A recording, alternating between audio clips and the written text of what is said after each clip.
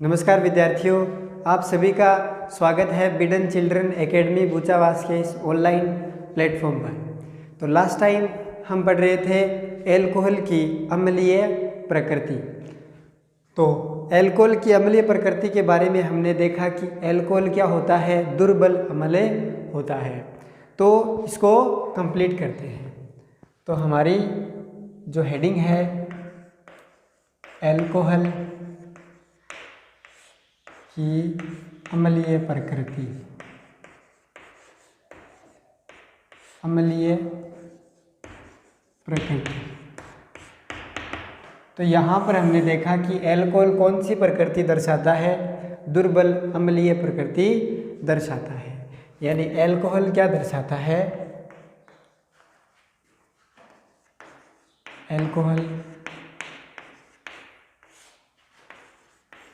दुर्बल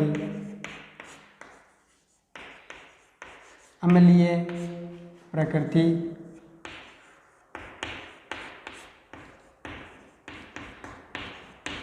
दर्शाता है। क्यों? क्योंकि H+ निकलने के बाद जो एल्कोक्साइड आयन बनता है वो क्या होता है, अस्थायी होता है। यानी ये है ROH, यहाँ से क्या हो जाता है RO- और H+। ये बना है एल्कोक्साइड आयन, ये बना है एल्कोक्साइड आयन। ये बना है विद्यार्थियों एल्कोक्साइड आयन।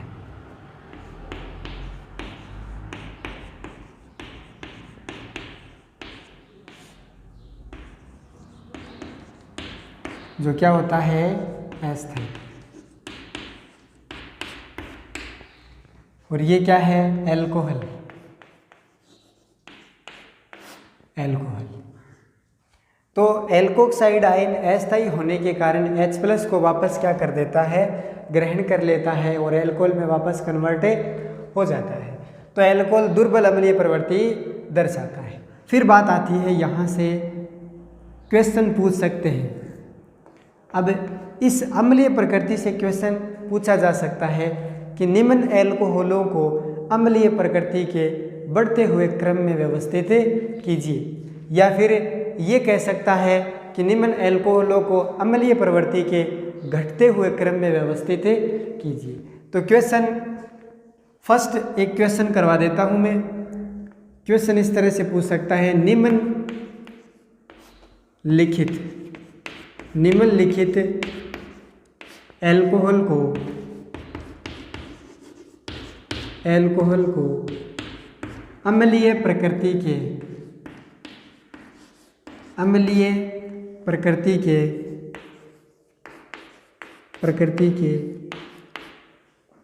बढ़ते हुए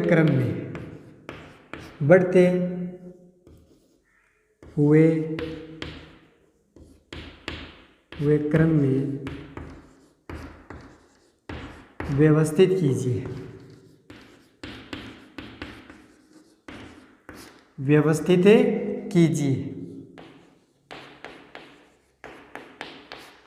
व्यवस्थित कीजिए।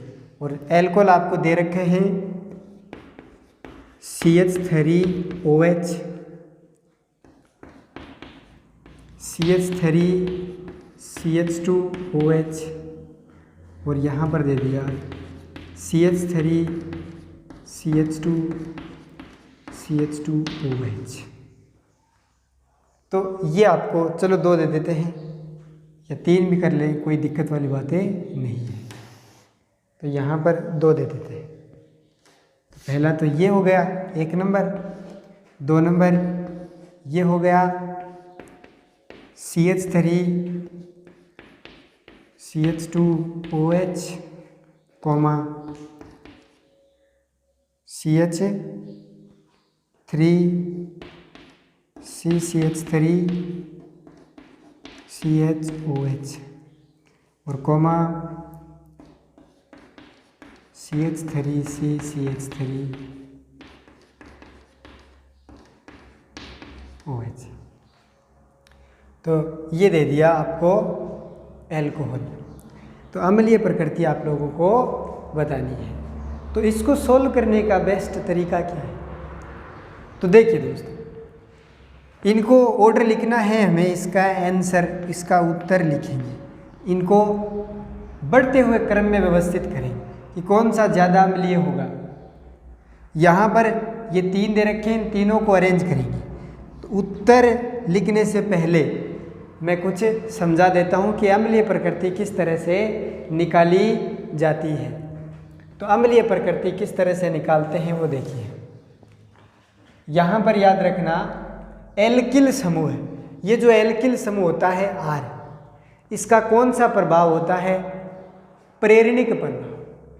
ये जो R होता है, R बराबर कौन सा? एल्किल समूह है, एल्किल समूह का प्लस I प्रेरणिक प्रभाव, प्लस I प्रेरणिक प्रभाव यानी inductive effect, plus I inductive effect, plus I प्रेरणिक प्रभाव होता है। ये क्या करते हैं? ये अगर किसी समूह के साथ जुड़े हैं तो वे क्या करते हैं? ये इलेक्ट्रॉन दान करते हैं। ये प्लस I प्रभाव वाले समूह है, प्लस I प्रभाव वाले समूह है, इलेक्ट्रॉन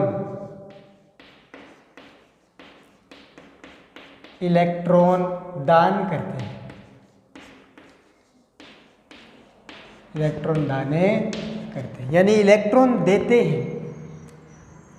तो यहाँ पर एल्किल समूह का प्लस I प्रेरणिक प्रभाव होता है और प्लस I प्रभाव वाले समूह इलेक्ट्रॉन दान करते हैं। और यहाँ पर एक लाइन है जो आपको अम्लीयता के क्रम को सोल्व करवाती है। वो लाइन ये है कि प्लस I यानी एल्किल समूहों की संख्या बढ़ने पर, एल्किल समूहों की संख्या बढ़ने पर अम्लीय प्रवृत्ति कम होती है, अम्लीय प्रकृति कम होती है।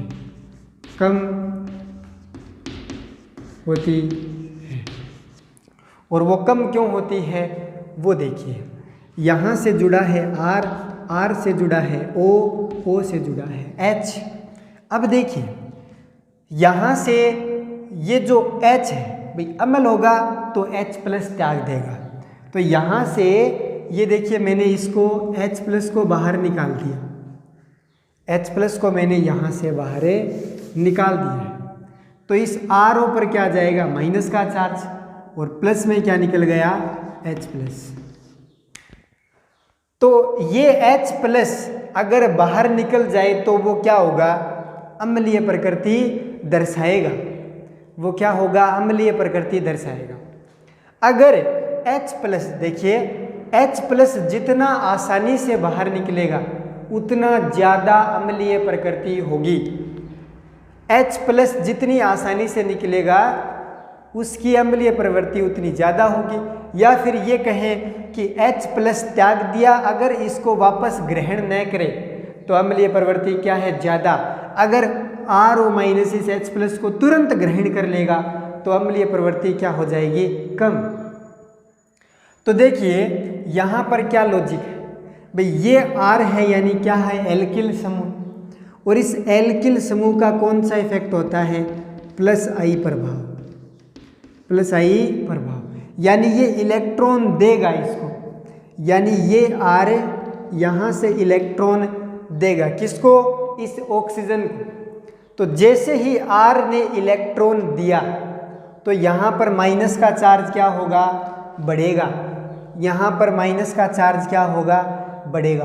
और माइनस का चार्ज बढ़ेगा यानी माइनस की पावर बढ़ेगी, और पावर बढ़ेगी तो ये H प्लस को क्या करेगा? तुरंत एक्सेप्ट करेगा। अगर माइनस की पावर बढ़ गई तो H प्लस को क्या कर लेगा? वापस ग्रहण कर लेगा।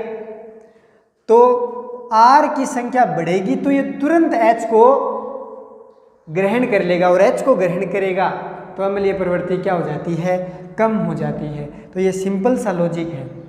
अगर R बढ़ेगा तो अम्लीय प्रवृत्ति घटेगी। अब देखिए क्यों घटती है, क्योंकि R इलेक्ट्रॉन दान करता है जिससे माइनस का चार्ज बढ़ता है, और माइनस का चार्ज बढ़ेगा तो पावर बढ़ेगी, और माइनस पावर बढ़ गए तो H प्लस को क्या करेगा, ये आकर्षित करेगा, क्योंकि माइनस प्लस को क्या करता है, आकर्षित।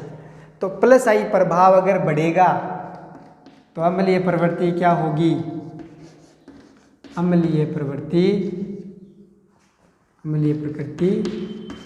घटेगी। तो यहां पर देखिए इसको, यहां पर एक CH3 है, इसका प्लस आई प्रभाव है। यहां पर देखो CH3 की संख्या 2 है, इन दोनों का भी कौन सा है, प्लस आई प्रभाव। तो अब देखिए विद्यार्थियों, एक कार्बन वाला CH3, यहाँ पर 2 कार्बन वाला CH3, तो पावर ज़्यादा किसका है, इसका पावर ज़्यादा है। ये क्योंकि एल्किल समूह ज़्यादा है, तो ज़्यादा है तो यहाँ पर जो माइनस का चार्ज होगा वो क्या होगा, ज़्यादा होगा। तो ज़्यादा होगा तो H प्लस को उतनी ही आसानी से क्या करेगा, ग्रहण करेगा, तो अम्लीय प्रवृत्ति कम हो जाएगी। तो इन दोनों में एल्किल समूह इसका ज़्यादा है तो अम्लीय प्रवृत्ति किसकी ज़्यादा हो जाएगी, इसकी। यानी अगर R बढ़ेगा, एल्किल समूह की संख्या बढ़ने पर अम्लीय प्रवृत्ति क्या हो जाती है, कम हो जाती है। तो यहाँ पर R ज़्यादा है, यहाँ पर R कम है, तो ज़्यादा अम्लीय क्या कौन है, ये पहले वाला, ये पहले वाला ज़्यादा अम्लीय है। फिर देखिए यहाँ पर 2 एल्किल समूह, इन दोनों का प्लस आई प्रभाव होता है, ये कौन सा है, प्लस आई प्रभाव। यहाँ पर देखिए एल्किल समूह तो 2 है, लेकिन यहाँ पर ये एक एल्किल समूह होता है एथिल, लेकिन यहाँ पर मेथिल ये भी इलेक्ट्रॉन क्या करेगा, इसको डोनेट करेगा, और ये इधर से भी इलेक्ट्रॉन डोनेट करेगा, इसका भी प्लस आई प्रभाव, इसका भी प्लस आई प्रभाव। यानी यहाँ पर प्लस आई प्रभाव वाले 2 समूह जुड़े हैं, यहाँ पर प्लस आई प्रभाव वाला एक जुड़ा है, एक कौन सा, एथिल। लेकिन यहाँ पर ये वाला मेथिल, ये वाला मेथिल। तो बताइए यहाँ पर प्लस आई प्रभाव वाला इलेक्ट्रॉन डोनेट करेगा तो माइनस का जो चार्ज है वो बढ़ेगा। यहाँ पर 2 वाले हैं तो इस ऑक्सीजन पर माइनस का चार्ज और बढ़ेगा, और यहाँ पर प्लस आई वाले कितने जुड़े हैं, 3 जुड़े हैं। तो इलेक्ट्रॉन डोनेट करेंगे इस कार्बन को, तो इस ऑक्सीजन पर ये जो माइनस का चार्ज है वो कितना बढ़ेगा, ज़्यादा बढ़ेगा। इसलिए मैंने यहाँ पर 1 एरो लगा दिया, यहाँ पर 2 और यहाँ पर 3, ताकि समझ में आता रहे। और ये जितना माइनस का चार्ज बढ़ेगा उसकी अम्लीय प्रवृत्ति उतनी ही कम होगी, क्योंकि माइनस बढ़ते ही H प्लस को क्या कर लेता है, आकर्षित कर लेता है। तो ये है इसके अम्लीय प्रवृत्ति का क्रम। तो सबसे ज़्यादा अम्लीय कौन होगा, ये वाला, उससे कम ये, सबसे कम ये। तो ये लीजिए, ये इसका क्रम हो गया। अब देखिए पूछा क्या है, अब पूछा है कि निम्नलिखित एल्कोहल को अम्लीय प्रकृति के बढ़ते हुए क्रम में व्यवस्थित कीजिए। तो यहाँ पर लिख देते हैं इसका एक्चुअल में आंसर है, बाकी ये सही है, पर बढ़ता हुआ क्रम पूछा है तो पहले में बढ़ता हुआ क्रम पूछा है तो इसका सबसे कम है। तो ये आ गया CH3 CH2OH, इससे ज़्यादा अम्लीय कौन है, CH3OH। ये आ गया एक। दूसरा है सबसे कम ये, आगे भी ये अम्लीय प्रवृत्ति का क्रम, और यहाँ पर सबसे कम कौन सा है, ये वाला, बढ़ता हुआ क्रम आ जाएगा CH3OH। इससे ज़्यादा कौन होगा, ये वाला CH3CHOH, ये आ गया। और इससे ज़्यादा ये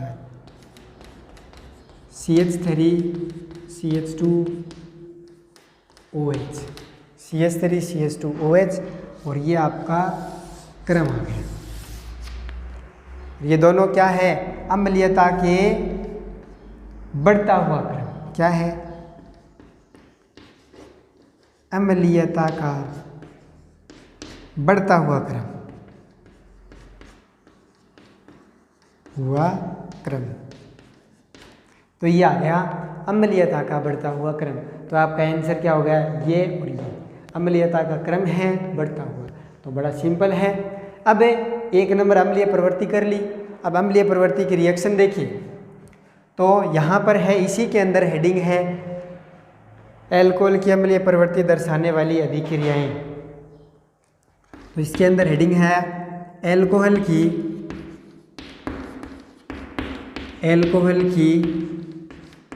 अम्लीय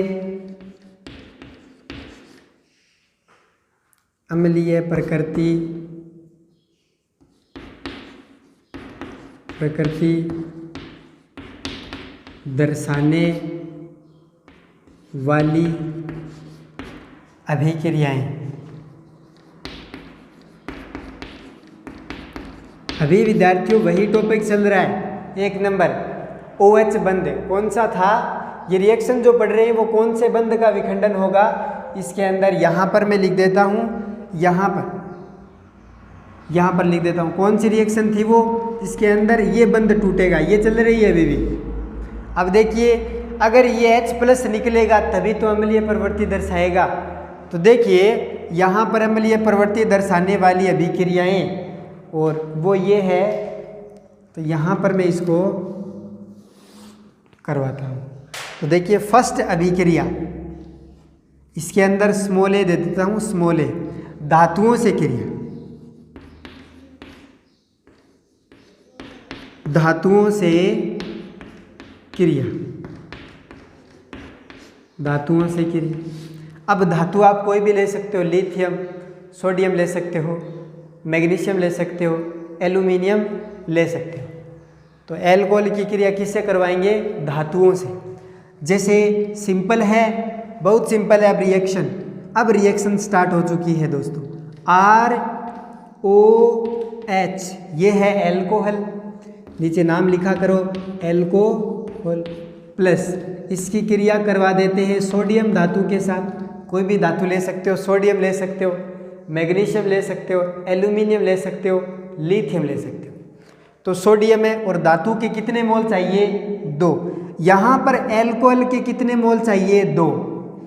रिएक्शन में एल्कोहल के कितने मोल चाहिए, 2, और सोडियम के भी कितने मोल चाहिए, 2। बस ये रिएक्शन होगा।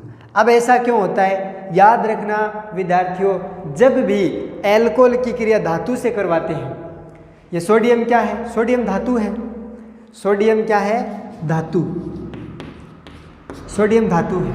याद रखना जब भी एल्कोहल की क्रिया किसी धातु के साथ करवाते हैं तो H2 गैस, हाइड्रोजन गैस क्या होती है, रिमूव होती है, हाइड्रोजन गैस बाहर निकलती है। एल्कोहल की क्रिया जब शुद्ध धातुओं के साथ करवाई जाती है तो हाइड्रोजन गैस बाहर निकलती है। तो यहाँ पर देखिए आगे 2 लगा हुआ है, सोडियम कितने हैं, 2। यहाँ पर हाइड्रोजन कितने हैं, आगे 2 लगा है, मतलब हाइड्रोजन कितने हैं, 2। यहाँ से ये देखिए, यहाँ से ये दोनों हाइड्रोजन बाहर निकलेंगे, यहाँ से ये बंध टूटेगा तो हाइड्रोजन बाहर निकल चुका है। ये एक H नहीं है, आगे 2 लगा है, मतलब 2 है। तो ये लीजिए H2 गैस बाहर निकल चुका है। अब 2 है सोडियम और 2 ही ऐसे मॉलिक्यूल है RO, तो ये बन गया 2 मोल RONA, 2 मोल बन गया RONA, और इसको बोलते हैं सोडियम एल्कोक्साइड, इसको बोलते हैं सोडियम एल्कोक्साइड। तो इसका नाम लिख देते हैं सोडियम एल्कोक्साइड, सोडियम एल्कोक्साइड। याद रखना जब भी अल्कोहल की क्रिया धातुओं के साथ करवाते हैं तो कौन सी गैस निकलती है, H2 गैस, हाइड्रोजन गैस निकलती है। फिर है 2 नंबर रिएक्शन, फिर है 2 नंबर रिएक्शन बी है धातु हाइड्राइडों से क्रिया, धातु हाइड्राइडों से क्रिया, धातु हाइड्राइडों से क्रिया। अब धातु का मतलब कोई भी धातु होगी, जैसे मान लो एम लिख दिया मैंने, एम। और हाइड्राइड का मतलब होता है हाइड्रोजन, यानी ये क्या है MH। तो एम का मतलब यहाँ पर क्या है, धातु, और हाइड्रोजन जुड़ गया तो इसको शॉर्ट में क्या बोलेंगे, धातु हाइड्राइड। हाइड्राइड का मतलब हाइड्रोजन, ये बन गया धातु हाइड्राइड, धातु हाइड्राइड। अब देखो एक एग्जांपल बनाते हैं। धातु कौन कौन सी ले सकते हो आप, सोडियम ले सकते हो, मैग्नीशियम ले सकते हो, एल्यूमिनियम ले सकते हो, लिथियम ले सकते हो आदि। फिर देखो यहाँ पर रिएक्शन करवाते हैं, ये देखो RO, यहाँ पर H, फिर प्लस M के स्थान पर कोई इनमें से उठा लीजिए। जैसे M के स्थान पर मैंने उठा लिया Na, और H पहले से है, ये बन गया NaH, यानी सोडियम हाइड्राइड। इसका नाम क्या है, सोडियम हाइड्राइड। तो ये रिएक्शन करवानी है और क्या बनता है वो देखिए। इसको बोलते हैं एल्कोहल, और ये क्या है, सोडियम हाइड्राइड, सोडियम हाइड्राइड। तो देखिए इसको मैं देखो इस पलट कर लिखता हूँ ताकि आसानी से H2 बाहर निकल जाए। तो देखो लिखने का तरीका चाहे कैसे भी लिखो, इजीली तरीके से समझाने के लिए देखो इस NaH को मैं इस तरह से लिखता हूँ, NaH को इस तरह से लिखता हूँ HNa। तो सिंपल है, इसका H और इसका H ये दोनों बाहर निकल जाएंगे। तो देखो यहाँ पर ये H और ये H जुड़कर बाहर क्या निकल चुकी है, H2 गैस, और साथ में जो बचा है वो लिख दीजिए RO, और आगे क्या है Na, और ये बन गया RONa, और इसका नाम है सोडियम एल्कोक्साइड। ये क्या बना है, सोडियम एल्कोक्साइड। तो ये जो बना है वही है सोडियम एल्कोक्साइड। तो ये 2 नंबर रिएक्शन इसकी धातु हाइड्राइडों से क्रिया। अब है 3 नंबर, जिसका नाम है कार्बोक्सिलिक अम्लों के साथ क्रिया। कार्बोक्सिलिक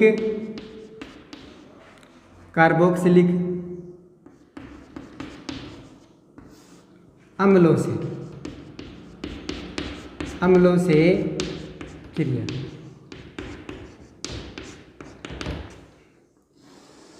अब कार्बोक्सिलिक अम्ल की जो संरचना होती है वो क्या होती है, RC≡OOH। इसको बोलते हैं कार्बोक्सिलिक अम्ल, और इसकी क्रिया करवानी है किसके साथ, एल्कोहल के साथ, ROH।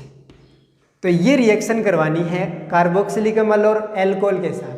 तो ये देखो याद करवाने के लिए इसको सही से लिखते हैं ताकि क्या बाहर निकलेगा वो निकाल सके।